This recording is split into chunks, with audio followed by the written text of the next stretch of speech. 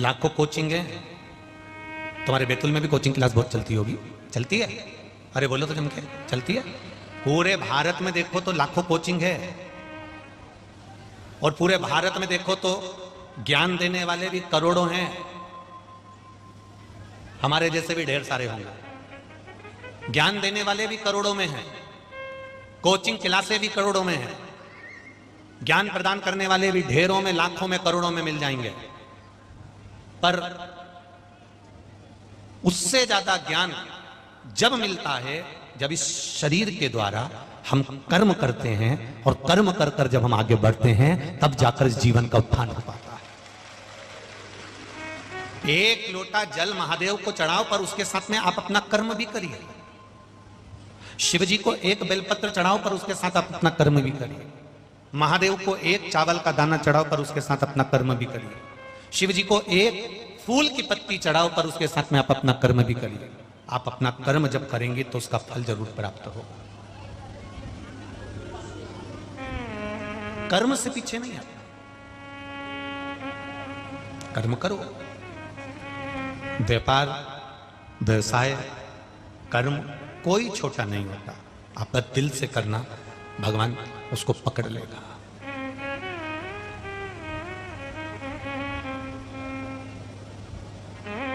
ये सोचकर भगवान का भजन करा करो कि हम भगवान की निगाह में हैं, भगवान की दृष्टि में हैं, भगवान के चरणों में हैं। मंदिर में रहते हो, मंदिर के अंदर रहते हो, तो किसके चरणों में रहते हो? बोलो बोलो, जम के बोलो जरा। भगवान के चरणों में। काय में हो? भगवान के चरणों में। जब तक महादेव के मंदिर में बैठे हो, महादेव के चरणों में हो। राम मंदिर में बैठे हो, राम जी के चरणों में हो। कृष्ण मंदिर में बैठे हो, कृष्ण भगवान के चरणों में हो।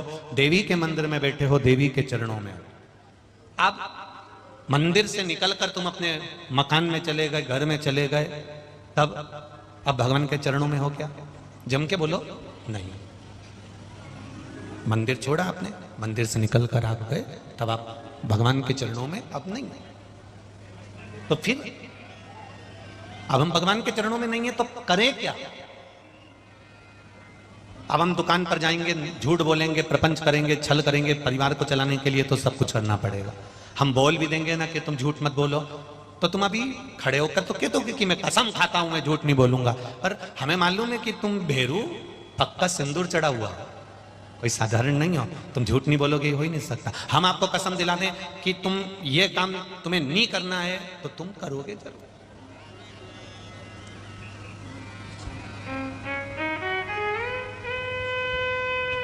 इतने हमारे पास में बहुत सारे पत्र आते हैं, गुरुजी आप सभी का नशा मुक्ति कराया करो, नशा छुड़वाया करो। मान लो हम ताप्ती जी में ले जाकर इनको खड़ा भी कर दे, जितना नशेला बैठा हो, जितना मदिरा पीने वाला, दारू पीने वाला हो, जुआ खेलने वाला हो, व्यसन करने वाला हो, मदिरा पान करने वाला, मांसाहार करने वाला, इनको ले जाकर हम ताप्ती जी में खड़ा भी कर दो। मान लो, तुम तो ये समझो कि खड़ा कर दिया, कसम भी दिला दी, तो ये छोड़ देंगे क्या? बोलो तो जम के जरा। नहीं छोड़ेंगे। और केवल प्रदीप मिश्रा अकेला प्रवचन नहीं करता, इससे पहले ना जाने कितने कितने संत प्रवचन कर कर कर चले गए। उनने भी प्रयास करा कि ये छोड़ दें, कसम तक दिला दी, पर ये छोड़े क्या? नहीं छोड़े। इनको कितनी भी कसम दिला दो, चाहे तुम इनको सौगंध दिला दो, चाहे ताप्ती जी में खड़ा कर दो, चाहे नर्मदा जी में खड़ा कर दो, चाहे गंगा जी में खड़ा कर दो, ये सौगंध दिलाने से नहीं छोड़ सकते। ये छोड़ेंगे जब ये भगवान की भक्ति में डूब जाएंगे, तब इनको नफरत होने लगेगी और भजन की मस्ती चढ़ जाएगी। ये कसम देने से नहीं छोड़ेंगे, ये भजन से छोड़ेंगे, ये भक्ति से छोड़ेंगे, ये स्मरण से छोड़ेंगे। रोज मंदिर जाने की आदत लगा दोगी, एक लोटा जल चढ़ाने की आदत लगा दोगी, रोज रोज जब मंदिर जाएगा, रोज रोज शिवालय जाएगा, तो एक ना एक दिन मेरा महादेव उसको इशारा कर देगा। और इशारा करा उसने, बस उतनी देर में तो उसको नफरत हो गई, सब छूट गया। वो दिल से छोड़ेगा। कसम से बुराई कभी नहीं छूटती, कसम से बुराई कभी नहीं छूटेगी। कसम देने से मदिरा पान नहीं छूटेगा। यहाँ कई माताएं बैठी होगी जो बेचारी शादी करके आई होगी, तो 8-10 दिन बाद ही उसने अपना सिर पे हाथ रख के कसम दे दी, तुम तो नहीं पियोगे ना। तुम तो गलत काम नहीं करोगे ना। अब बताओ ईमानदारी से उसने 8-10 दिन नहीं करा उसके बाद में फिर अब बेचारी कहीं घर छोड़ के चली जाए। अब साथ ये कसम से या ताप्ती में खड़ा करने से या नर्मदा जी में खड़ा करने से, कई लोग हमसे कहते हैं आप कसम दिलाया करो व्यसन छुड़ाने के लिए। कोई कहता है हम ये कर रहे हैं, हम ये कर रहे हैं, हम ये कर रहे हैं। हम उनसे कुछ मत करो। अगर इनका व्यसन छुड़ाना है, इनका गलत काम छुड़ाना है, तो इनको मंदिर तक ले जाकर छोड़ना चालू कर दो या अपने आप छोड़ दो।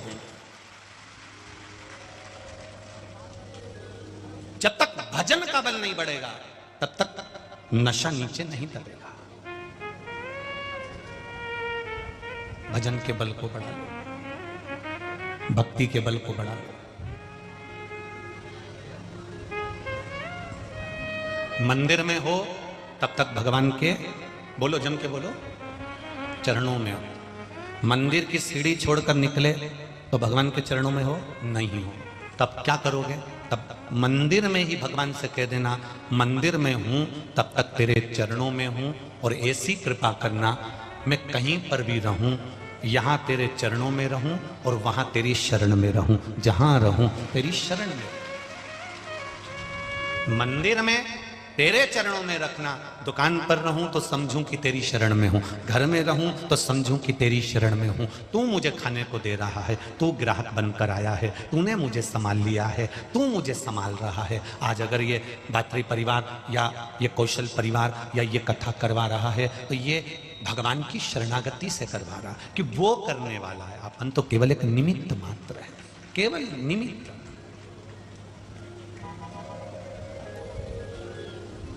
उसकी भक्ति कितनी प्रबल होगी, उसके भजन का बल कितना प्रबल होगा। एक साधारण सा मनुष्य भजन करता है और एक संत और सती भजन करती है। साधारण सा मनुष्य भजन करता है तब परमात्मा नहीं आता, संत और सती जब भजन करती है तो भगवान को खींच कर बुला लेती है। इतने लोगों में, लाखों की संख्या में आप लोग कथा श्रवण करने के लिए जब आते हो, इतने लोगों में कोई ना कोई एक संत स्वभावी, कोई ना कोई एक सती ऐसी कथा में आ जाती है जिसका स्पर्श दूसरे को हुआ, दूसरे से तीसरे को हुआ, तीसरे को चौथे को हुआ। जैसे एक रज, जैसे वो कोरोना की बीमारी नहीं होती, कोरोना की बीमारी केवल हाथ किसी चीज में छू गया तो वो टच करते करते करते करते सबको हो जाती। बोलो सही है कि गलत है? तो लोग कहते तू बाहर गई थी क्या? नहीं, मैं तो नहीं गई। फिर कहाँ गई थी? कहीं नहीं। कोई तुम्हारे घर का व्यक्ति गया था क्या? हाँ। कौन गया था? कि छोरा गया था पेट्रोल पंप, तो उसने क्या करा? किसी को टच करा? नहीं। तो फिर उसने तो पैसे भी ऑनलाइन जमा करे, फिर पेट्रोल, हाँ पेट्रोल भरवाया था, बस वो पेट्रोल जो भरवाया था वो मशीन का जो टच हुआ ढक्कन पर, ढक्कन से टच हुआ गाड़ी पर, गाड़ी से टच हुआ ड्राइवर पर, ड्राइवर से टच हुआ घर के लोगों को, और सबको कोरोना हो गया। उसी तरह जैसे कोरोना की बीमारी, वो वायरस केवल स्पर्श मात्र से फैलता है, उसी तरह संत और सती जब भजन करती है या किसी कथा में आकर बैठ जाती है, उसका स्पर्श मात्र एक दूसरे को लगता लगता लगता लगता हमारे को परमात्मा से मिलन करवा देता।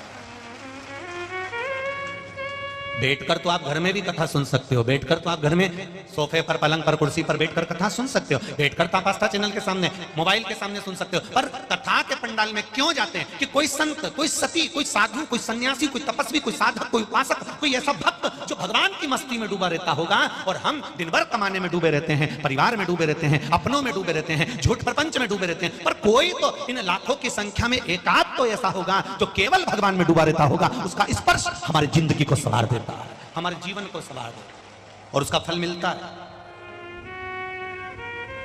कहीं ना कहीं मेरा परमात्मा अपना दीदार देने आता है। आया बैतुल में भी कल पानी की बूंद से महादेव टेंट में बनाकर चले गया कि मैं यहीं पर घूम रहा था। पानी की एक बूंद से पूरा पंडाल में कहीं बूंद नहीं थी पानी की, बस वो एक ही जगह पर उसने अपना स्वरूप का दर्शन दिया और चला गया।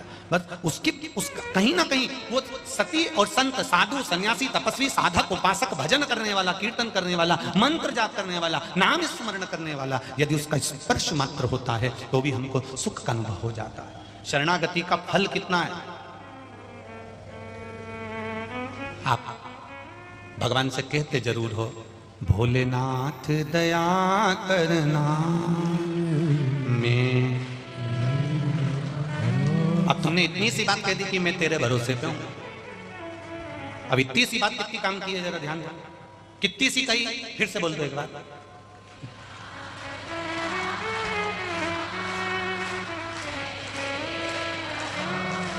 अब कितनी सी बात है कि मैं तेरे भरोसे। तो पहले तो जानवर भी दिखते थे कि ये शेर है खा जाएगा, चीता है खा जाएगा, सांप है खा जाएगा, तो लोग डर जाते थे कि शेर के पास मत जाओ, सांप के पास मत जाओ, चीते के पास मत जाओ। पर आज के जमाने का इंसान ऐसा हो गया, इसको कैसे पहचाने कि कौन कब तुम्हें खा जाएगा, कब नुकसान पहुंचाएगा, कब कौन सा इसके भीतर जानवर प्रकट हो सकता है, इसको जानना कठिन हो गया। कैसे पहचाने? जरा जरा सी बेटियों को केवल भरोसे पर छोड़कर जाते हैं कि तुम्हारा ये रिश्तेदार है, तुम्हारा ये नातेदार है, ये तुम्हें संभाल लेगा। और जब मालूम पड़ता है, अखबार खोलो तो मालूम पड़े कि साहब छोटी सी बेटी के साथ उसी के रिश्तेदार ने ऐसा गलत करते कर दिया। तो मान लो शेर को देखने में आ जाता था कि शेर है नुकसान पहुंचाएगा, चीता देखने में आ जाता था कि चीता नुकसान पहुंचाएगा, सांप देखने में आ जाता कि सांप नुकसान पहुंचाएगा। पर यह कैसे नुकसान पहुंचाएगा, इसको कैसे पहचाने मनुष्य को कि यह हमारे पीठ पीछे खड़ा होकर हमको कुल्हाड़ी मार रहा है? इसको कैसे जाना जाए? दुनिया में सबसे जहरीला व्यक्ति है कौन? अरे बोलो तो जम के। समझ गए? बस हो गई आज की कथा पूरी। इतना ही समझना है अपने को। दुनिया का सबसे जहरीला व्यक्ति है, तुम्हारे साथ रहेगा, तुम्हारे साथ खाएगा, तुम्हारी एक थाली में खाएगा, तुम्हारे साथ रहेगा। और कब? 8 साल, 10 साल, 12 साल, 15 साल, 20 साल, 25 साल। कब तुमको चूना लगा देगा, कब तुमको निगल जाएगा, तुम्हें मालूम नहीं पड़ पाएगा। ये संसार बहुत कठिन जीवन है मनुष्य का। शेर को पहचानना सरल है, जानवर को पहचानना सरल है, पर इंसान को पहचानना कठिन है। लगा, उस माता को लगा मैं बच्चे को सुला कर आ गई हूं।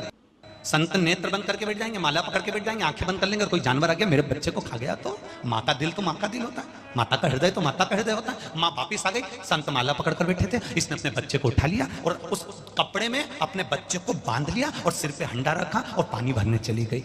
वो जल भरने गई, इतनी देर में संत की निगाह खुली। उन्होंने देखा कि देखो झोली में बच्चा सो रहा है कि नहीं सो रहा। जो देखा तो झोली में बच्चा ही नहीं था। अब झोली में बच्चा नहीं है, संत हक्का बक्का रह गए। बताओ, उसकी मां मेरे भरोसे पर छोड़कर गई है, उसकी मां मेरे विश्वास पर छोड़कर गई है। मैंने आंख बंद करी और बच्चा गायब हो गया। बताओ, बच्चे को झोली में देखा, झोली में नहीं है। अपने अंदर उस गांव के पूरे क्षेत्र में जाकर देखा, उस गांव के क्षेत्र में नहीं है। अपने उस कुटिया में देखा, कुटिया में नहीं है। झोपड़े में देखा, झोपड़े में नहीं है। बच्चा गया कहां अब समझ में नहीं आ रहा। और उसकी मां आती होगी, मेरे भरोसे पर छोड़कर गई है, मैं करूं क्या? अब इसको नहीं मालूम कि वो ले गई साथ में, पर अब विश्वास कितना प्रबल होता है जब इसके भरोसे पर कह दिया कि मैं तुम्हारे भरोसे पर छोड़कर जा रही हूं। अब भरोसा देखिए कितना निभाया। संत को लगा ये बच्चा नहीं मिल रहा। संत ने कमंडल में से कुशा उठाई, उस कुशा को झोली में डाल दिया और झोली में डालकर कपड़ा उस पर डाल दिया। इतनी देर में वो बच्चा झोली में खेलने लगा। वो बच्चा झोली में खेल रहा।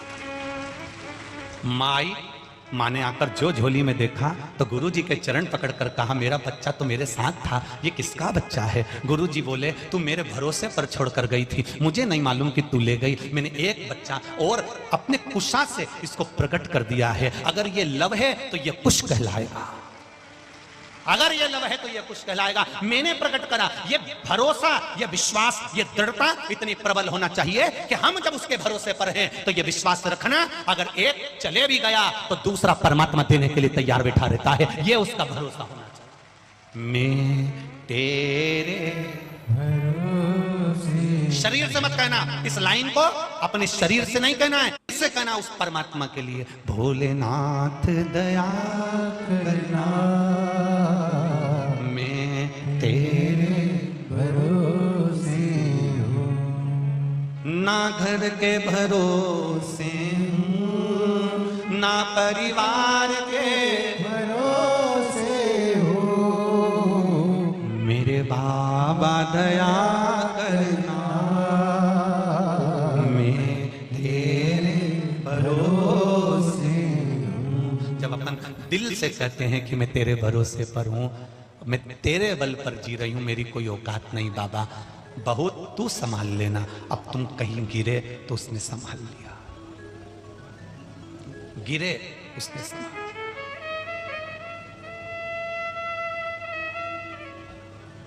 तुमने दिल से कहा ना उसको कि मैं तेरे भरोसे हूं, वो संभाल लेगा। आपका विश्वास दृढ़ हो गया, उसने संभाल लिया। जब भरोसा प्रबल हो जाता है, दृढ़ी हो जाता है, तब वो संभाल लेता है, विश्वास के बल पर संभालता है। एक बात इस बैतुल नगर के पावन प्रांगण में कहना चाहेंगे, जब एक लोटा जल शिव जी को चढ़ाओ तो दिल से चढ़ाओ। शंकर जी पे चढ़ी हुई बेलपत्री को उठाकर धोकर जब वापिस चढ़ाओ तो यह मत सोचना कि यह दूसरे की बेलपत्री है, मैंने मेरे महादेव से मांगी है, क्योंकि मेरे पास देने के लिए कुछ भी नहीं है, सब उसी का तो है, उससे मांगकर उसको दे रही हूं, ये बेलपत्री भी उसकी।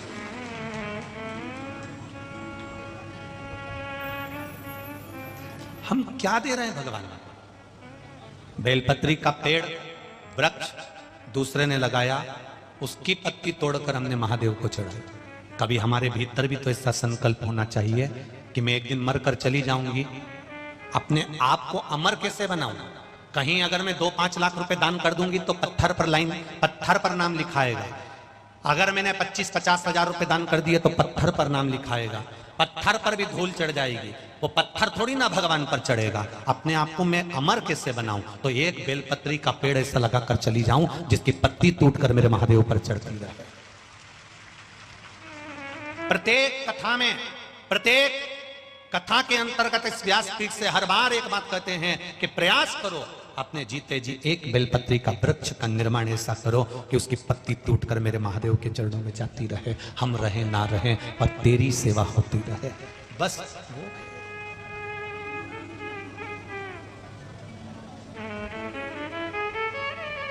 बहुत झूठा संसार, झूठे नाते झूठे रिश्ते, अरे झूठा है संसार हमने देख लिया, सब मतलब के यार हमने देख लिया। इतने मतलबी लोग हैं संसार में, आगे बैठने के चक्कर में कजन कहां से फोन लगवा देंगे। इतने मतलबी संसार के लोग हैं। जीजियों तुम यहीं देख लो री, परसों की कथा पूरी होगी तुम्हें कोई नहीं पूछेगा। इतने मतलब के लोग।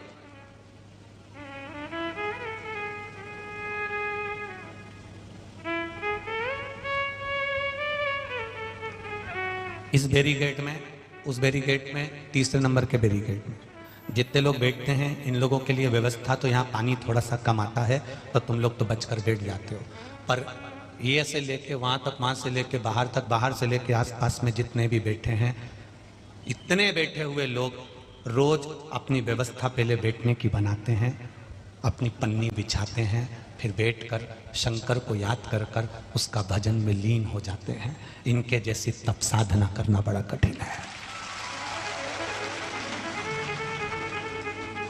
लोग कहते हैं ये वनवासी हैं, कोई कहता है आदिवासी हैं, मैं कहता हूं कोई आदिवासी ना कोई वनवासी, ये सब मेरे महादेव के प्राण हैं, ये मेरे महादेव की जान है। वो तो दुनिया के लोग राजनीति के चक्कर में इनको पीछे हटा देते हैं, कोई कहता ऐसा कोई कहता वैसा, पर मेरे महादेव ने अगर शादी करने गए, राम जी के विवाह में लग्न पत्रिका लिखाई तो सारे राजा आए, भगवान कृष्ण की शादी में सारे राजा आए, पर महादेव की शादी में लग्न पत्रिका लिखाई तो सबसे पहला निमंत्रण भूत चुड़ैल, डाकनी पिशाचनी और जंगल में गया कि सब आओ, देवता बाद में आएंगे। मेरे महादेव ने पहले सबसे पहले आदिवासी, वनवासी, ये वो सबको इकट्ठा करा, उसके बाद दूसरों को एकत्रित करा। बारात में सबसे आगे यही नाच रहे थे, देवता तो पीछे पीछे चल रहे थे, इनको कौन नहीं, सब पीछे।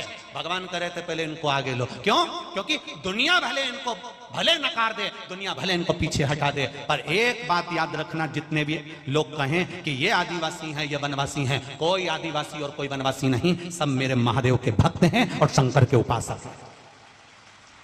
ये तो दुनिया के लोग केवल तुम्हें तोड़ रहे हैं, सनातन धर्म से दूर कर रहे हैं, सनातन धर्म से वंचित कर रहे हैं, तोड़ तोड़ कर अपना बैंक भर रहे हैं, परंतु तुम्हें नहीं टूटना है। तुम्हें एक ही बात कहना है, बोल बम का नारा है और बाबा एक, जम के बोलो जरा, बाबा एक सहारा। जब भी बोलो तो दिल से बोलना, बोल बम का नारा है केवल बाबा सहारा है, शंभू हमारा सहारा है, शिव हमारा सहारा है, भगवान शंकर हमारे सहारे, हम उसके भरोसे पर जीते हैं। दुनिया में कोई हमें नहीं टाल सकता, वो कभी नहीं टाल सकता। कई लोग बड़े परेशान हो जाते हैं, गुरुजी आपने ऐसी ऐसी पूजन बता दी, लोग मंदिर में आके जल चढ़ाते हैं, कोई मंदिर में आके भोग लगाता है, कोई मंदिर में आके पानी चढ़ाता है, कोई मंदिर में आके बेलपत्री चढ़ाता है। कई लोग इतने फोन आते हैं सीहोर में आश्रम पर, अगर फोनों की रिकॉर्डिंग अगर हम केवल आस्था चैनल पर सुना दें तो आप लोग कहोगे कि दुनिया के लोग ऐसे होते हैं। रोज फोन आते हैं, पंडित जी ने जल चढ़ाना बता दिया, पंडित जी ने बेलपत्री चढ़ाना बता दी, पंडित जी ने ये बता दिया, हमको मंदिर के ये करना पड़ता है, हमको सफाई करना। अरे तुम्हें खुश होना चाहिए कि जो शिवालय में लोग पांव नहीं रखते थे, जो शंकर जी के मंदिर में केवल कुत्ते बैठे रहते थे, उस मंदिर में लोग आ रहे हैं, इसकी प्रसन्नता होना चाहिए। तुम्हें तो गौरव महसूस होना चाहिए। केवल रोड बनाने से और नाली बनाने से शहर और नगर का गौरव नहीं हो जाता। भारत की भूमि पर जब लोग सनातन धर्म की ओर अग्रण्य हो जाएं, भगवत की भक्ति में अग्रण्य हो जाएं, भजन में अग्रण्य हो जाएं और लोगों को रोजगार और रोटी मिलना चालू हो जाए, तो समझ लेना कि नगर का गौरव है। केवल रोड और नाली बनाने से गौरवता नहीं आती है हमारा। भजन करने से, स्मरण करने से, भक्ति करने से, नाम जाप करने से गौरवता महसूस होती है। लोग जान से कहते हैं तुकाराम जी हमारे यहाँ के थे, लोग जान से कहते हैं ये ताप्ती मैया हमारे यहाँ से गई है, लोग जान से कहते हैं नर्मदा मैया हमारे यहाँ से गई है, लोग जान से कहते हैं एकनाथ जी हमारे यहाँ के थे, चांगदेव जी हमारे यहाँ के थे। संत के नाम से जब नगर को आनंदित होता है तब जाना जाता है कि यह हमारा गौरव है, यह हमारा आनंद है, यह हमारी चित्त वृत्ति है। और हम लगे केवल उसमें। शंकर जी के मंदिर में इतना फैलारा हो जाता है, हमें झाड़ू लगाना। अरे आज के जमाने में जितने भक्त दर्शन करने जाते हैं उससे दुगने झाड़ू और पोछा लगाने के लिए खड़े रहते हैं। बोलो री जी सही है कि गलत है? झाड़ू पोछा लगाने वाले दुगने खड़े मंदिर के अंदर, एक हटता है दूसरा झाड़ू लगाकर चले जाता है, एक हटता है दूसरा पोछा लगाकर चले जाता है। क्योंकि शिव पुराण कहती है जितना जल चढ़ाने से फल मिलता है उतना दुगना झाड़ू और पोछे से फल मिल जाता है। उसके बाद भी तुम्हें सुख नहीं है, उसके बाद भी तुम्हारे भीतर शांति नहीं है। धिक्कार, ऐसे जीवन को धिक्कार। ताप्ती मैया का इतना सा पानी ले जाओ, चुल्लू भर। आगे बोलना। इसीलिए तो महादेव मंदिर के अंदर बैठना पसंद नहीं करते। महादेव बैठते हैं एकदम खुले में कि कोई भी आए कभी भी आए, चल चढ़ाए चले जाए। वो तो अब महादेव मंदिर के अंदर मिलते नहीं। तो मेरा महादेव तो पूरी ताप्ती के घाट घाट पर देखो 108 शिवालय मिलेंगे। बेटा अलमस तुम जब आओ ताप्ती का जल भरो और चढ़ाओ और जाओ। मैं तुम्हारे लिए 24 घंटे बैठा हूं, 24 घंटे। जैसे मौत का भरोसा नहीं होता कि दिन में आ रही, कि रात में आ रही, कि सुबह आ रही, कि शाम को आ रही, उसी तरह महादेव का भरोसा नहीं होता कब आ जाता है, कब मिल जाता है, कब मिलेगा।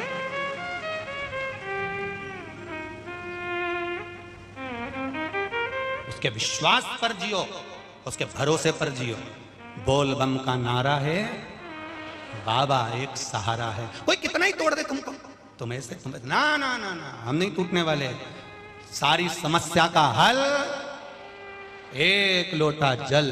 दिल में अगर दुख है शिव के पास जाकर बोल देना, कोई नहीं हमारा संसार में। और महादेव तो हमारा है। ब्रह्मा ब्रह्म लोक में रहते हैं, भगवान विष्णु वैकुंठ लोक में रहते हैं, भगवान शंकर पृथ्वी पर रहते हैं मृत्यु लोक में। जो पास में रहता है उससे कहोगे ना तो वो तुम्हारा थोड़ा हेल्प जरूर करेगा। करेगा कि नहीं करेगा? एक बहू पूना में रहती है, मुंबई में रहती है, और एक तुम्हारी यहीं बैतुल में रहती है। तुम्हारा सिर दुखा तो पूना वाली आएगी कि ये बैतुल वाली आएगी? बोलो बोलो, बैतुल वाली। भले कितना भी झगड़ा हो, कितनी भी लड़ाई हो, कितनी भी आप शब्द बोले, पर दुख की घड़ी में आकर तो खड़ी वो ही होगी। पूना वाली तो आएगी दिवाली पे, मम्मी जी करेगी, तुम्हारे आगे पीछे फिरेगी। क्यों? क्योंकि उसका पति उसको सिखा कर लेकर आया है 4 दिन रुकेंगे, मुंडा बंद रखना। 4 दिन रुकेंगे, तेरा मुंह बंद रखना। बस दिवाली पे 8-10 दिन मम्मी जी करना, इतनी खुश हो जाएगी मम्मी, जरूर देगी, पक्का है। और उसने भी यही करा, सिर पे पल्लू लेके पिन टच करके बढ़िया यहाँ से पटला पटली लगा के मम्मी जी करे। और मम्मी जी इतनी खुश हो गई, दूर के ढोल सुहावने, इतनी खुश हो गई कि बहू को चुपचाप से दे दिया, जेठानी को मत बताना, चुपचाप से दे दिया। और जब बीमार पड़ी सास, अब बुला उसको, जा चली जा थोड़े दिन पूना जाना, एक आध बार रह तो 2-4 साल उसके पास, धनवंतरी के पास जा। और 2-4 दिन जाके देख लो, 2-4 महीने, 4 महीने तुम पूना में रहकर देखना, 4 महीने में 40 साल जैसा लगने लगेगा। मेरे घर जाऊं मैं तो बेतुल जाऊं, नहीं रहूंगी यहाँ, नहीं रहूं। रोटी भी दे तो इतना मुंह फुला के दे, इतनी मुंह चले इसका, इतना मुंह चले। तो पहले तो मम्मी तुम कहती थी बहुत अच्छी बहुत अच्छी, अरे दूर के ढोल सुहावने होते हैं, एक आध बार मिलो तो सही।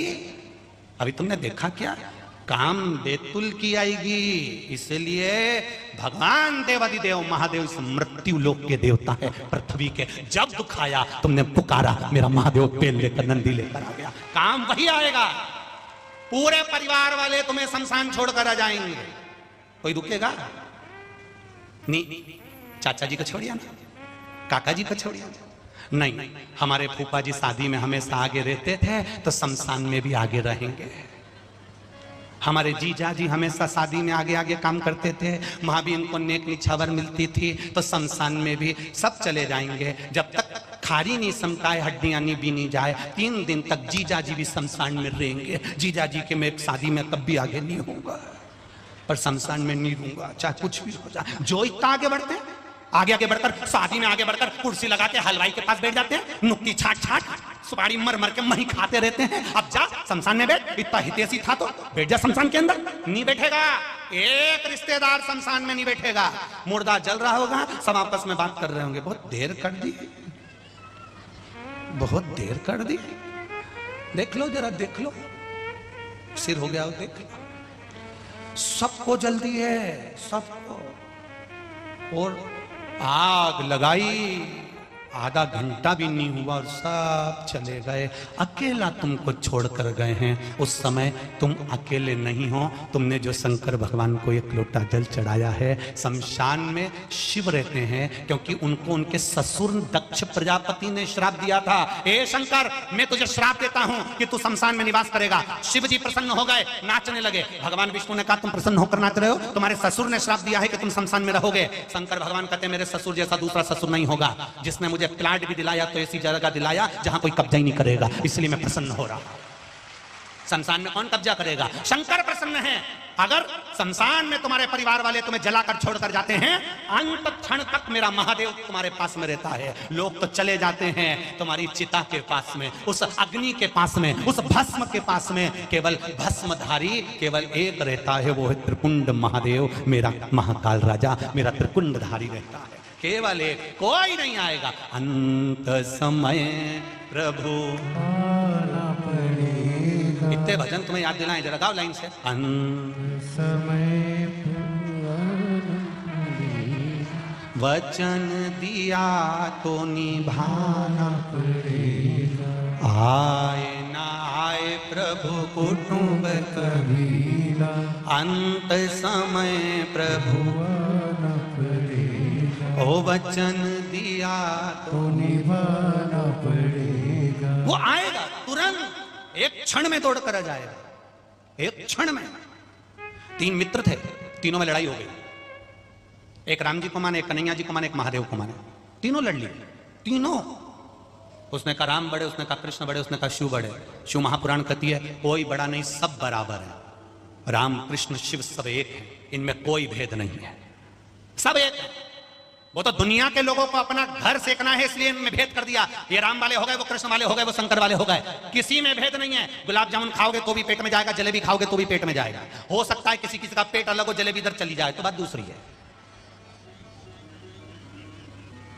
नहीं, तुम्हारा डिजाइन अगर चेंज हुआ हो तो उसका क्या भरोसा। नहीं, हमारे यहाँ गुलाब जामुन इस डिपार्टमेंट में जाती है, जलेबी इधर जाती है, तो बात दूसरी। पर हमारा शास्त्र नहीं कहता, हमारा सनातन धर्म नहीं कहता गुलाब जामुन है तो पेट में जाएगी, रसगुल्ला है तो पेट में जाएगा, जलेबी है तो पेट में जाएगी। उसी तरह राम कहो, कृष्ण कहो, शिव कहो, अंत समय में जाना वही है, एक ही जगह। वहीं कमला मिलेगी, वहीं लीला मिलेगी, वहीं मिलेगी। पर कब मिलेगी? जब भजन करा होगा। और कभी अगर उसने कथा ही नहीं सुनी, दिन भर चुगली, निंदा, बुराई 24 घंटे लगी रही, तो फिर क्या मिला? एक व्यक्ति जा रहा था, गुलाब का फूल देखा, कितना सुंदर फूल है, पर इसमें कांटे नहीं होते ना, तो कितना अच्छा रहता। आगे गया तो कोयल देखी, कोयल इतना मीठा बोल रही थी। सोचा कोयल कितना मीठा बोलती है, पर काली नहीं होती तो कितना अच्छा होता। और आगे गया, समुद्र देखा, कितना पानी, क्या लहरें चल रही है। पिया तो खारा, पानी अच्छा है पर खारा नहीं होता तो कितना अच्छा होता। कोयल, गुलाब का फूल, समुद्र का जल, तीनों ने मिलकर कहा, रे इंसान, तुझ में दूसरे की बुराई देखने की आदत नहीं होती तो तू कितना जोरदार होता। पूरी जिंदगी बुराई देखी साहब, ये बुरा कर दिया, वो अच्छा कर दिया, ये कर दिया, वो कर दिया, पूरी जिंदगी बुराई देखी। सियर वाला महाराज ने ये बोल दिया, वो बोल दिया, ये कर दिया, वो कर दिया, समिति ने ऐसा कर दिया, समिति ने वो कर दिया, उसने ये कह दिया, उसने वो कर दिया, पूरी जिंदगी बुराई देखी। कभी अच्छा तो देखते, और जब अच्छा प्राप्त करते तो जीवन सार्थक हो जाता तुम्हारा। हमने अच्छा देखा ही नहीं। बुरा जो देखन में चला बुरा न मिलिया कोई, फिर कौन बुरा, कौन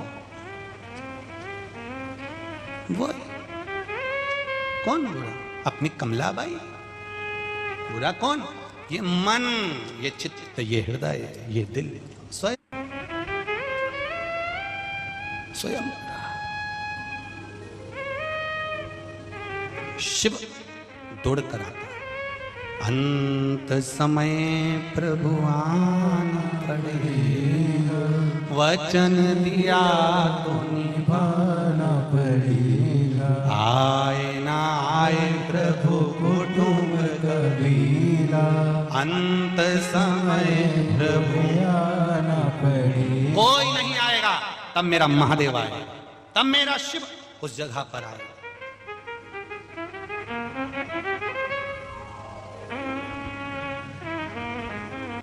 अंत समय भी वही तुम्हारे साथ में रहने वाला है।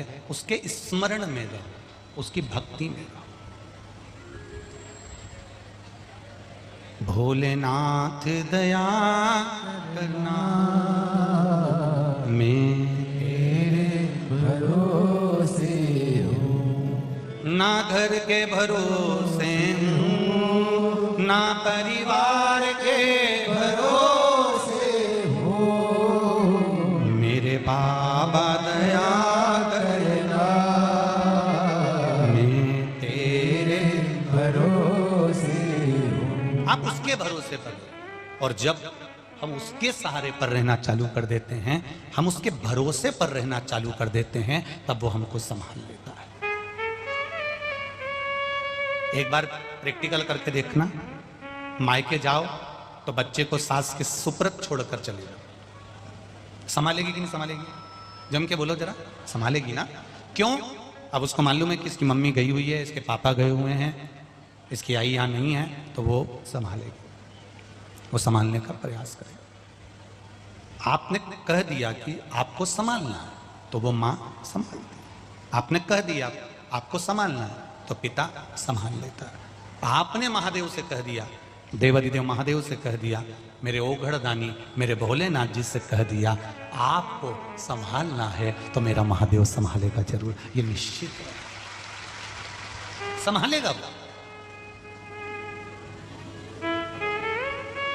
ताप्ती मैया का विवाह हो गया। मां ताप्ती विवाह कर कर वन में निवास करने लगी। राजमहल से मंत्री आया। मंत्री ने कहा कि ये तकलीफ है, तो राजा सवर्ण अपनी धर्मपत्नी माता ताप्ती को लेकर पहुंचे। गए, जब गए पहुंचे, नगर में देखा, पूरे नगर में देखा अकाल पड़ा हुआ है, पीने का पानी नहीं है, अन्न का भाग नहीं है, भोजन के लिए कोई सुख नहीं। पूरी हस्तिनापुर एकदम वीरान सी पड़ी हुई है, कोई खाने के लिए अन्न नहीं, पानी नहीं, त्राही त्राही मच रही है, त्राही त्राही, सब परेशान, बहुत बहुत दुखी, बहुत दुखी। अन्न का भाग नहीं, पानी नहीं, भूखे रह रहे हैं, तकलीफ में हैं, कष्ट में हैं। ताप्ती माता से देखा नहीं गया। अभी आपको कहा, आप जिसके भरोसे पर हो वो आपको दुखी नहीं देख सकता।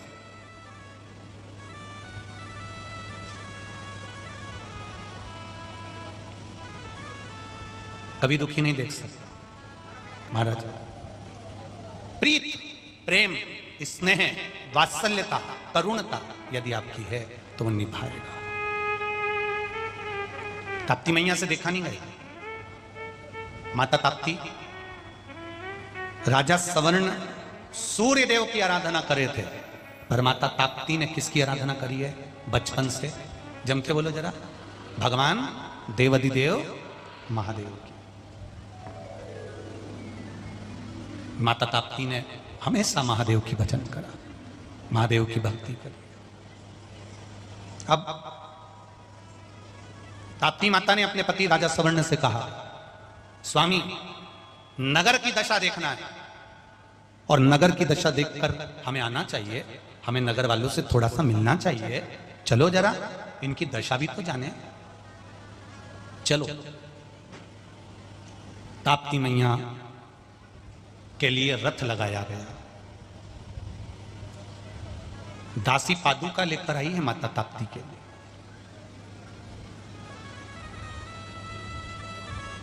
रानी जी ये पादुका। दरवाजे पर रथ खड़ा है रानी जी, चलिए। ताप्ती मैया ने जब दरवाजे से पांव बाहर निकाला तब माता ताप्ती ना पांव में पादुका पर सवार होती। राजा इतनी दुखी हो तो रानी और राजा कैसे खुश होकर रह सकते हैं? मैं ना पादुका पहनूंगी ना मैं रथ पर बैठूंगी। रानी ने जमीन माता से जाकर प्रार्थना करना चाहिए कि मां आप अन्न क्यों नहीं देती हो? ताप्ती ने पूछा। जब माता ताप्ती ने हस्तिनापुर की भूमि पर पांव रखा, हस्तिनापुर की भूमि पर माता ताप्ती जब पांव रखती है तब माता ताप्ती ने पूछा, हे पृथ्वी मैया क्या तुम्हें दुख नहीं होता? इतनी संतान तुम्हारी रो रही है, बिलख रही है, भूख से मर रही है और तुम दुखी नहीं होती? ताप्ती मैया के शब्द पृथ्वी माता के कानों में गए। माता पृथ्वी ने सामने प्रकट होकर माता ताप्ती से कहा, मैं पृथ्वी हूं, पुण्य भी मेरे पास में रहता है और पाप भी मेरे पास में रहता है। जब पाप बढ़ता है तो पुण्य छोटा होते चले जाता है, और पुण्य जब छोटा होते चले जाता है, पाप प्रबल होते चले जाता है, तो पृथ्वी कहती है फिर मेरे हाथ में नहीं रहता अन्न देना, मेरे हाथ में नहीं रहता जल देना, मेरे हाथ में नहीं रहता इनको कुछ प्रदान करना, फिर मैं नहीं दे सकती, फिर देने वाला तो देवाधिदेव महादेव होता है, फिर वो देता। 23 दिसंबर से जो 29 दिसंबर तक मालेगांव नासिक में जो नासिक मालेगांव में जो शिव महापुराण की कथा है उसका नाम ही पुण्य शिव महापुराण की कथा, जो 2 बजे से 5 बजे आएगी। उसमें हमको ये समझना है, कई लोग कहते हैं हमने भगवान शंकर पर जल चढ़ा दिया तो हमें पुण्य मिल गया, कई लोग कहते हैं हमने गाय को रोटी दे दी तो हमें पुण्य मिल गया, कई लोग कहते थे हमने कन्यादान कर दिया तो पुण्य मिल गया, कई लोग कहते हैं हमने भूखे को भोजन करा दिया तो पुण्य मिल गया। हमें पुण्य को समझना है कि पुण्य मिलता किस चीज से। ऐसा कोई व्यक्ति नहीं जो स्वर्ग नहीं जाना चाहता। अभी किसी से पूछ लो तो वो कह देगा हमको स्वर्ग जाना है, हमें वैकुंठ जाना है, हम इसलिए तो कथा सुन रहे हैं, हम इसलिए तो दान कर रहे हैं, इसलिए तो हम भजन कर रहे हैं कि हमें स्वर्ग जाना है। अगर सबकी चॉइस स्वर्ग है तो नरक कौन जाएगा? फिर नरक कौन जाएगा?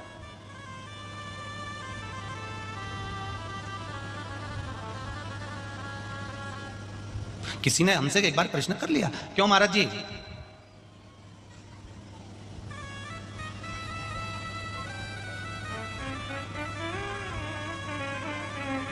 सारी दुनिया स्वर्ग जाना चाहती है, आप कहां जाना चाहते हैं? हमने कहा हमारा भी मन है भगवान कैलाश श्रीपति के चरणों में जाने का। और मान लो भूल से तुम्हारा रास्ता भटक गया तो, कभी कभी चलते चलते हो जाता है, गाड़ी इधर जाना थी उधर पहुंच गई तो गूगल मैप पे भी तो कभी कभी गलत बता देते हैं, रास्ता भटक जाता है। और स्वर्ग जाते जाते नरक ले गए तो हमने कहा उसमें क्या दिक्कत है? राजा जनक को भी तो ले गए थे, राजा जनक भी तो नरक के रास्ते से गए थे, चले जाएंगे तो उससे होगा क्या? हमने कहा राजा जनक जैसे रास्ते में नरक के गए, उनके शरीर की छूकर हवा चली तो वो सब चिल्लाने लगे, हाहाकार मचाने लगे, सब चिल्लाने लगे। राजा जनक जी ने पूछा हुआ क्या? ये क्यों चिल्ला रहे हैं? सब आपको रोकने का कह रहे हैं। जनक जी ने पूछा क्यों? आपके शरीर से जो हवा निकल कर जा रही है, तरंग निकल कर जा रही है, ये नरक में पड़े हुए जीवों को सुख प्रदान कर रही है, तो उसमें क्या दिक्कत है? जैसे अपन यहां कथा कर रहे हैं, एक आध व्यासपीठ वहां लगा लेंगे और जितने पड़े होंगे सबको सुना देंगे, महादेव जी नंदी लेकर आएंगे, सबको भर के लेके कैलाश चले जाएंगे, खत्म काम। उसमें क्या टेंशन। नरक मिलेगा कि स्वर्ग मिलेगा, ना तो सीहोर वाले महाराज को मालूम है और ना आपको मालूम है, और किसी महाराज को मालूम हो तो उसको हमारी तरफ से प्रणाम। नहीं कोई कह दे कि हमें तो स्वर्ग ही मिलेगा क्योंकि हम स्वर्ग घूम के आए हैं, जो गया वो आज तक आके नहीं बताया कि मैं स्वर्ग में हूं कि नरक में हूं। हम तो इतना जानते हैं बस यहां पर आपके मुख से श्री शिवाय नमस्तुभ्यम निकल रहा है, राम नाम कृष्ण नाम निकल रहा है, खाने को जोरदार 2 रोटी घी लगा के मिल रही है, भाजी मिल रही है, अच्छे कपड़े पहनने को मिल रहे हैं, खूब आराम से सोने को, शरीर में कोई रोग नहीं बीमारी नहीं, खूब अच्छे से रह रहे हो तो समझ लो तुम स्वर्ग में रह रहे हो, इससे ज्यादा और कुछ नहीं। बच्चे अच्छे हैं, पत्नी अच्छी है, पति अच्छा है, परिवार अच्छा है, समझो कि तुम स्वर्ग में हो। और इसमें से एक भी गड़बड़ निकल जाए और शरीर में रोग आ जाए, शरीर कष्टमय हो जाए, समझ लेना क्या करे, शरीर बड़ा दुखी है, नरक भोग क्या करे। यही स्वर्ग है, यही बोलो बोलो जम के बोलो, नरक है, यही स्वर्ग है। और कोई तुमसे कहे तू तो पापी है नरक जाएगा, तो उससे कह देना वहीं मिलेंगे, फिर बताना कि कौन कहां जाता है। हमने भी शिव महापुराण की कथा बैतूल की सुनी, ताप्ती माता की। महाराज सीहोर वाला महाराज ने कहा स्कंद पुराण, वायु पुराण, अग्नि पुराण में से ये ताप्ती का महत्व समझाया, तो उसमें कहा था गंगा की 100 डुबकी, बोलते जाओ, यमुना का पान, नर्मदा जी का दर्शन, और महाराज बोले थे ताप्ती का केवल नाम। कम से कम करोड़ों लोग आस्था चैनल पर फेसबुक पे कथा सुन रहे हैं, एक बार तो ताप्ती बोला होगा, तर गए, तर गए, एक बार तो ताप्ती निकला होगा मुंह से। जब हमारा वेद पुराण शास्त्र कह रहा है कि ताप्ती का केवल नाम लिया, तर गए, फिर मां मिलेंगे। वो जैसे भजन है ना, आकाश में मिलेंगे, तो जो तुमसे कहते तुम भी कह देना बैकुंठ में मिलेंगे, पर इतना जरूर कह देना तू नहीं मिलेगा, तू नहीं मिलेगा।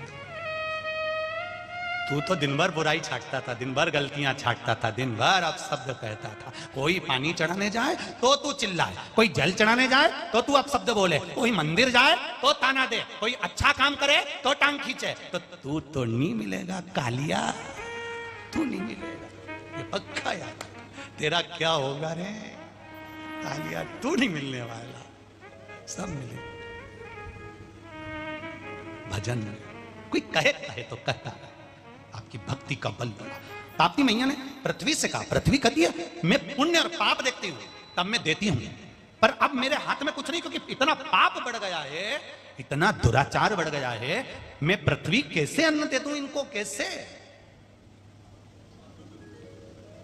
कोई घर में एक पुण्य वाला होता है जिसके बल पर हमें भगवान खूब देता है। तुम इस अंदर तुम्हारे कारण आता है। सामूहिक परिवार में, एकजुटता में, जब परिवार में हम सामूहिक रूप से रहते हैं ना, सबके भाग्य का भगवान देता है तो वो बढ़ता चले जाता है। जब हम बट जाते हैं तो भाग्य भी बट जाता है। सामूहिकता में,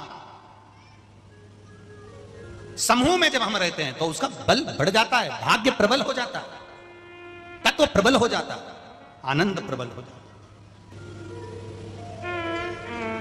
सामूहिकता, समूह में रहना। कभी अहंकार मत करना कि मेरा पति ज्यादा कमा रहा है, कभी ये मत कहना कि मेरा पति दिन भर मेहनत करता है, कभी ये मत कहना मेरा पति वहां दिन भर बैठा रहता है। और लोग कह देते हैं बताओ जेठ जी तो घर में पड़े रहते हैं, कोई के देवर हमारा घर में पड़ा रहता है, बाकी के हमारे पति दिन भर काम करते रहते हैं। अरे ना जाने किसके भाग्य का मिल रहा है री कमला, ना जाने किसके भाग्य का है। कौन ऐसा हमारे घर में पुण्य वाला घर के अंदर रह रहा है जिसके भजन का बल हमको मिल रहा है। जब वो चले जाएगा ना, तुम तो अलग होने का प्रयास कर रही हो, अलग कर दो, अलग कर दो, अलग कर दो, अलग तो हो जाओगी, पर इतना सुख नहीं भोग पाओगी जो आज भोगने को मिल रहा है। कई बहुएं कहती हम सास से अलग रहना चाहते हैं, रह तो लोगी पर कभी कथा सुनने नहीं जा पाओगी। क्यों? सास घर में रहती है तो तुम कथा में तो चली जाती हो, कभी बहू घर में है तो सास तो कथा में चली जाती है, एक घर में व्यक्ति है तो तुम कथा में पहुंच गए। सामूहिकता में जो सुख है, परिवार की एकता में जो सुख है, वो सुख कहीं नहीं मिल सकता। सब रहो साथ में, भले कितना भी झगड़ा हो, कितना भी झगड़ा हो। हम तो पत्नियों से भी कहते हैं, माताओं से भी कहते हैं, तुम्हारा पति कितना भी झगड़ा करे तो भी कहीं नहीं जाऊंगी मैं, जरा सा झगड़ा करा और मायके चली जाऊं, और मायके में फिर बाद में इनका फोन नहीं आए तो मैं बेचैन रहूं, उससे अच्छा काय को जाऊं यहीं छाती पे मुंह दर, नहीं जाऊं जा। और वो कहे भी ना कि जाना अपने पिताजी के घर जा, नहीं जाऊंगी जा, नहीं जाऊंगी। चल मैं छोड़ के आऊं तेरे को, तो तुम भी कह देना नहीं जाऊं, बोल दिया ना। चल मैं छोड़ के आऊं, इतने में तुम कह देना मैं तुम्हें दुकान छोड़ के आऊं, चल। मेरे से बोल मैं नहीं जाऊंगी, नहीं जाऊंगी, नहीं जाऊंगी। वो क्या मैं तेरे को जूता देखा, उसने भी कह देना डमरू मलाई देखा।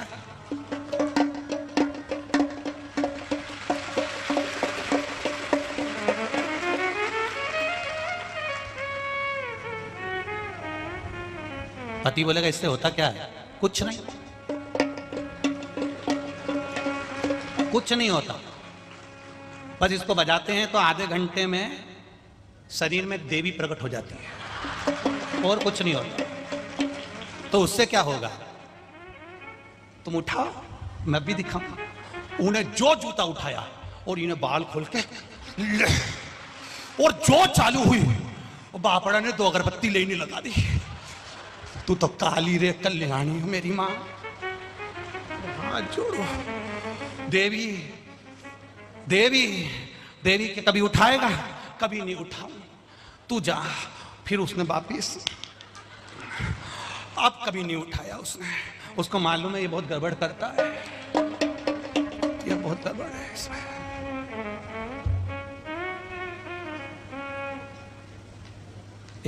बुधनी की कथा है, एक बार बुधनी में कथा करने आया, बहुत सालों पुरानी बात है, बहुत पहले की। एक पत्नी हमारे पास में आकर कहे गुरुजी मेरा पति बहुत पी के आता, मैं बहुत परेशान हो गई उससे, मारता है बेल्ट से, जूता से, चप्पल से, मैं क्या करूं तुम बताओ। हमने कहा तू भी पी के चली जा। उन्हें कहा गुरुजी तुम पागल हो गए। हमने कहा हमने ये थोड़ी ना कहा कि तुम मई खाने में जा, तुम मदिरा की दुकान पर जा। हम कह रहे हैं तेरा पति मदिरा की दुकान पर पीकर जाए तो शिव महापुराण की कथा में से पीकर जा। वो मदिरा का नशा करेगा, रात को पिएगा, सुबह उतर जाएगी। तू एक बार शिव पुराण ऐसी सुन ले कि जिंदगी भर नहीं उतरे, एक बार सुन। उसने कहा होगा क्या? हमने कहा उसकी उतर जाए, तेरी नहीं उतरना चाहिए। उसने कहा करना क्या पड़ेगा? बस शंकर भगवान के भक्त क्या करते हैं, 1 लोटा जल, बेलपत्री, चंदन, रुद्राक्ष की माला और हाथ में डमरू।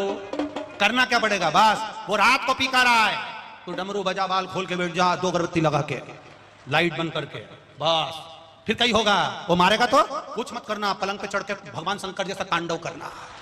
उससे क्या होगा? बस तू करे जा, तेरी नहीं उतरना चाहिए। उसने कहा बिल्कुल नहीं उतरेगी, मैं भी ये करके देखो। और उसने चालू कर, और जो चालू करा, रात के पति पी के आया, उन्होंने दरवाजा ठोका, ने लात मारी, ने गाली दी, अंदर आया, ये बाल माल खोल के अगरबत्ती लगी ने बैठी थी, डमरू ममरू बजा। इसके पति ने कहा रोटी दे। उठी कि नहीं उठी? इसने जूता और बेल्ट उठाया, ये चढ़ गई पलंग के ऊपर, जो घूमी, पति घबरा के सो गया, उठे ही नहीं। अब सवेरे से उठ गई, नर्मदा नहाई, बुधनी में नर्मदा जी नहा के सुबह से उठ के बैठी। हमने कहा था तेरी नहीं उतरना चाहिए। सवेरे से 5 बजे से नर्मदा नहा के बाल खोल के बैठी थी, शंकर जी की पूजन कर रही। पति ने फिर कहा ले ऑफिस जाने का समय आ गया, बच्चों का टिफिन बना दे। श्री शिवाय नमस्तुभ्यम, श्री शिवाय नमस्तुभ्यम, श्री शिवाय नमस्तुभ्यम। पति के रोटी दे रहे, टिफिन बना दे, श्री शिवाय। पति ऐसे ही चले गया, बच्चे भी ऐसे चले गए। रात को फिर आया, फिर करा, फिर वो ऐसी कैसी। दूसरे दिन फिर उतर गया। पति पड़ोसन के यहाँ गया, चाची ए बुआ जी, बुआ जी, बुआ जी निकल के आई, क्या हुआ बेटा? तुम्हारी बहू को ना जाने क्या हो गया, डमरू लेके बैठती, बाल खोल के 2 अगरबत्ती लगा के बस श्री शिवाय नमस्तुभ्यम जपती रहती। अब बताओ, इतने में बुआ जी बोली हुआ कुछ नहीं है, पी के आ गई। उसने कब मैं करूं क्या? कुछ मत कर, तू छोड़ दे या वो छोड़ दे, प्रेम गली अति साकरी में जामे दो ना समाए। पिया हुआ एक ही ठीक लगेगा, इसलिए तू छोड़िया। उसकी पत्नी ने आकर, आप बुधनी में जाकर राजपूत परिवार में पूछना, उसकी पत्नी ने आकर श्रीफल देकर कहा मेरे पति ने मदिरा छोड़ दी। क्योंकि रोज रोज कौन पियो भगवान के नाम का भजन, करो राम नाम और कृष्ण नाम का नशा, भगवान की भक्ति का नशा। बिन पिए नशा हो जाता है जो भोले भोले। भगवान की अविरल भक्ति का वो नशा है, भगवान के भजन का वो नशा है कि ये तुम्हें डूबने नहीं देगा, तार देगा। तार करे, नशा करने वाला कर रहा करे, छूटेगा उसका भी। अगर नशा करने वाले व्यक्ति को भी आपने एक लोटा जल पकड़ा दिया, घर के बच्चों को, बेटों को, बेटियों को, बच्चों को एक लोटा जल अगर पकड़ा कर दिया है, पानी भगवान शंकर को चढ़ाने के लिए जल दिया है, निश्चित है एक दिन जल चढ़ाने वाले हाथ को मेरा महादेव पकड़ेगा जरूर और तारेगा जरूर। वो पकड़ेगा, निश्चित है पकड़। करो भगवत भजन, अविरल भक्ति। अब होगा क्या? ताप्ती मैया, पृथ्वी मैया कह रही है कि मैं नहीं दे सकती। देगा कौन? देव अधिदेव महादेव। कितना सुंदर काम करा है माता ताप्ती ने। दुनिया का सबसे सुंदर काम माता ताप्ती ने जो किया, उसी माता ताप्ती की कृपा से इस शरीर के द्वारा भी यह प्रयास किया गया। क्या करा माता ताप्ती ने? दुनिया के लोगों ने जो माता ताप्ती ने करा, वो ताप्ती माता ने जो करा था वो स्कंद पुराण में पढ़कर हमने भी थोड़ा सा प्रयास करा इस शरीर के द्वारा जो ताप्ती माता ने करा था। क्या करा माता ताप्ती ने? केवल एक काम माता ताप्ती ने करा। सब घर घर में जाकर माता ताप्ती ने सबसे कहा पार्थिव शिवलिंग का निर्माण करो, मट्टी लेकर आओ, भूमि की रज लेकर आओ, मिट्टी लाकर शिवलिंग का निर्माण करो, पूजन करो। जब घर घर में महादेव की पूजन होगी, शंकर का शिवलिंग का निर्माण होगा, शंकर की पूजन होगी, और सब अपने घर में जब देव अधिदेव महादेव को राजी करेंगे, तो यह निश्चित है मेरा महादेव कुबेर का भंडार खोल देगा, खजाना खोल देगा। जो माता ताप्ती ने हस्तिनापुर में करा था, इस शरीर के द्वारा हम भी प्रयास करते हैं। इस शरीर के द्वारा हम भी प्रयास करते हैं। और आप सबने करा कि नहीं करा? टीवी के माध्यम से आप सबसे प्रार्थना करी गई थी कि शिवलिंग का निर्माण करना है। करा था सबने? पार्थिव शिवलिंग का निर्माण करना। क्यों करवाया? घर के अंदर जब श्रावण के महीने की शिवरात्रि आती है और उस शिवरात्रि पर जब हम शिवलिंग का निर्माण कर कर हम पूजन करते हैं, जिस जिस घर के अंदर वो शिवलिंग का निर्माण होता है, सावन महीने की शिवरात्रि के दिन जब पूजन होती है, एक साथ जब करोड़ों करोड़ों शिवलिंग का निर्माण होता है, तब उस घर में कभी अकाल नहीं पड़ता, भगवान भंडार भर कर रखता है। ये बात हम कभी कहना नहीं चाह रहे थे, पर माता ताप्ती की कथा में यह बात निकल गई, तो आज निकल गई कि क्यों शिवलिंग का निर्माण करवाया था, किस लिए करवाया था। ये माता ताप्ती से सीखा है हमने, ये माता ताप्ती से सीखा है। कई लोगों ने उसका विरोध भी किया। क्या ऑनलाइन क्या शिव जी का पूजन हो सकता है? घर घर में महादेव बने हैं, घर घर में शंकर बैठे हैं, और शंकर उसी ने बनाया होगा जिसके दिल में महादेव के प्रति विश्वास होगा। बाकी का तो कौन बनाएगा? करा लोगों ने, बहुत कई लोगों ने बहुत लगा, लोगों को लगता है उस समय पर बड़ा बहुत विरोध भी किया साहब। अब वो तो ठीक है, लगता है लोगों को हो जाता है सब, परंतु ये विश्वास रखना चाहिए कि एक साथ करोड़ों लोग जब एक साथ शंकर के शिवलिंग का निर्माण कर कर एक साथ श्री शिवाय नमस्तुभ्यम बोल रहे होंगे, एक साथ शिव जी को जल चढ़ा रहे होंगे, एक साथ बेलपत्र चढ़ा रहे होंगे, तब उस जगह पर विचार करना कि उस नगर का, उस क्षेत्र का, उस गली का, उस मोहल्ले का, उस परिवार का, उस घर का और मेरे भारत की इस भूमि का उत्थान अपने आप हो जाएगा, आनंद अपने आप हो जाएगा। करो भजन, उसे स्मरण करो। और इस माताप्ती की पावन कथा से कहना चाहूंगा, आने वाले समय में भी जब श्रावण महीने में शिवलिंग का निर्माण हो तो अगर पड़ोसी शिवलिंग नहीं बना रहा है तो उसको कहकर बनवाओ। अपनी धड़ोसन ना बनाए, अड़ोसन ना बनाए तो उसको कहकर बनवाओ। छोटे छोटे बच्चों से भी कहो कि शिवलिंग का निर्माण तुम आगे करो। उस शिवलिंग के निर्माण का फल क्या होता है ये मां ताप्ती की कथा कर रही है। सारे घर घर में जाकर कह दिया शंकर के शिवलिंग का निर्माण करो, शिवलिंग बनाओ, शिवलिंग की पूजन करो, पार्थिव शिवलिंग बनाओ। तो कई लोगों ने पूछ लिया, ताप्ती तू पागल हो गई हो? तुम रानी हो, महारानी हो, तुम हस्तिनापुर की रानी होकर किस भ्रम में पड़ी हो? तुम हस्तिनापुर की रानी होकर किस आडंबर में पड़ी हो? जब लोग शंकर भगवान के शिवलिंग का निर्माण करेंगे तो कई लोग आकर आपसे भी कहेंगे क्यों चक्कर में पड़े हो? जब रानी ताप्ती को कह दिया किस भ्रम में पड़ी हो, किस आडंबर में पड़ी हो? रानी ताप्ती तुम हस्तिनापुर की रानी हो, पूरा नगर भूख से मर रहा है, पानी से मर रहा है और तुम शंकर जी का शिवलिंग बनवा रही हो। जिस समय पर कोरोना महामारी चल रही थी, सारा विश्व कोरोना झेल रहा था, उस समय पर ऑनलाइन शंकर भगवान का शिवलिंग बनवाया था, केवल इसलिए कि मेरा राष्ट्र फिर बच जाए। और सारे देश कोरोना के कारण नीचे दबते चले गए और मेरा भारत फिर उज्जवल होकर आगे आ गया। यह शिवलिंग का प्रताप, यह शंकर के शिवलिंग का निर्माण का फल है। ताप्ती मैया से लोगों ने कहा तुम रानी हो, राजमाता हो, हस्तिनापुर के लोग भूखे मर रहे हैं, पानी नहीं मिल रहा है और तुम शिवलिंग बनाने में लगी हो। दुनिया के लोग तुमको भी कहने आएंगे क्यों आडंबर में फंसे हो, सियोर वाला महाराज के चक्कर में फंसे हो, बेमतलब के क्या होता है उससे? तो उसको भी अकल देने वाले को तुम भी थोड़ा सा हाथ जोड़ के अगरबत्ती लगा के कह देना तेरे को यहाँ बुलाया किसने था अकल देने के लिए? तेरे घर कोई आया था पूछने के लिए? तो अपने घर जा, अपनी धर्म पत्नी को और अपने घर के लोगों को अकल दे, हमको मत समझा। हम तो केवल श्री शिवा नमस्तु, हम राम नाम, कृष्ण नाम, शिव नाम, पंचाक्षर मंत्र, षडाक्षर मंत्र, हम भगवान की भक्ति में लगे, हमें कोई मतलब नहीं आडंबर से।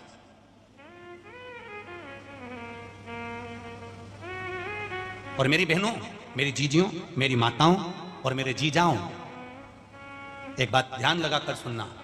जब दुख की घड़ी तुम्हारे सामने आकर खड़ी हो जाए, ऐसा लगे कि समस्या बहुत बड़ी आ गई, कुछ मत करना। बेलपत्री के पेड़ के नीचे जाकर वहां की थोड़ी सी मिट्टी उठाकर शिवलिंग बना लेना। उसी बेलपत्री के पेड़ के नीचे थोड़ा सा जल चढ़ा देना 5 बार, और 5 बेलपत्र चढ़ाकर बाबा को दिया लगाकर विनती कर कर उस शिवलिंग को केवल विसर्जन कर देना अपनी कामना कर कर। बाबा हाथ पकड़ लेगा उतनी देर में। तो निहार कितना फल है केवल पार्थिव शिवलिंग के निर्माण का, इतना फल है केवल पार्थिव शिवलिंग का। कोई विद्वान ब्राह्मण मिल जाए उसको बिठा लो, पूजन करवा लो। कोई विद्वान ब्राह्मण मिल जाए उससे अभिषेक करवा लो। और अगर ना मिले तो इस शरीर के द्वारा, अपने द्वारा भगवान का पूजन कर कर, भक्ति कर कर, स्मरण कर कर आनंद भक्ति करिए। राजकुमारी रानी जी, हस्तिनापुर भूखा मर रहा है, पानी में बिलख रहा है, पानी पीने को नहीं मिल रहा है और तुम शिवलिंग बनवा रही हो। खूब लोगों ने कहा राजकुमारी को, रानी को। रानी ने नहीं सुना। स्वयं राजा सवर्ण आज रानी ताप्ती से कह रहे हैं, ताप्ती इनके पास में खाने को नहीं तो महादेव को क्या देंगे? ताप्ती ने कहा मैंने ये नहीं कहा कि महादेव को क्या देना है। ये पृथ्वी में अकाल पड़ा है, पृथ्वी के एक एक कण में, कंकर में शंकर है। जब ये शिवलिंग बनेगा कंकर से बनेगा, पृथ्वी के रज से बनेगा, इस पृथ्वी की धूल से बनेगा, माटी से बनेगा। जब कंकर जुड़ेंगे, जुड़कर महादेव पर जल चढ़ेगा, महादेव प्रसन्न होंगे। जितनी कण-कण की भूमि की इस मिट्टी से शिवलिंग बना है, जितनी मिट्टी शंकर की जिस जगह से बनने के लिए आई होगी, वो जगह की मिट्टी मेरा महादेव फिर उपजाऊ कर देगा। और उसका प्रमाण